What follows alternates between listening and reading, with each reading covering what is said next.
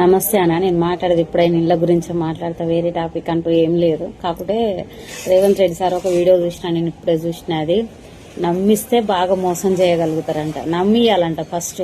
కానీ బాగా నమ్మించారు సార్. మరి మమ్మల్ని ఓటర్లను మాత్రం బాగా నమ్మించారు. ఓటర్లనే ఉంది, మా రాజగోపాల్ రెడ్డి సార్ని కూడా నమ్మించారు. మీరు మంత్రి పదవి ఇస్తాను ఎట్లా నమ్మించారో మమ్మల్ని కూడా బాగా నమ్మించారు. అసలు మొత్తానికైతే 2500 ఇస్తాంటివి నమ్మిస్తేవి, ఇంద్రమ్మ ఇండ్లు ఇస్తాంటి, ఉన్నోనికి ఇచ్చినవు లేనోనికి వెళ్ళి అల్ల కూడా నమ్మిస్తేవి, కళ్యాణ లక్ష్మి అంటే తులం బంగారం అంటే వాళ్ళ కూడా నమ్మిస్తేవి ఇయ్యకపోతివి, రైతులకు 15,000 అంటే వాళ్ళ కూడా నమ్మిస్తేవి ఇయ్యకపోతివి, వికలాంగులకు స్కూటీ లాంటివి అది కూడా నమ్మిస్తేవి ఇయ్యకపోతివి, లేబర్ పని చేసుకున్న వాళ్ళకు 250 గజాల ప్లాట్ అంటే వాళ్ళ కూడా నమ్మిస్తేవి ఇయ్యకపోతివి. ఇంత మంచిగా ఎట్లా నమ్మిస్తారు సార్ అసలు మీరు?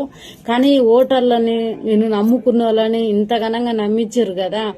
కానీ ఆ నమ్మకం పోయిందనుకో పుట్టగతులు లేకుండా పోతావు నువ్వు.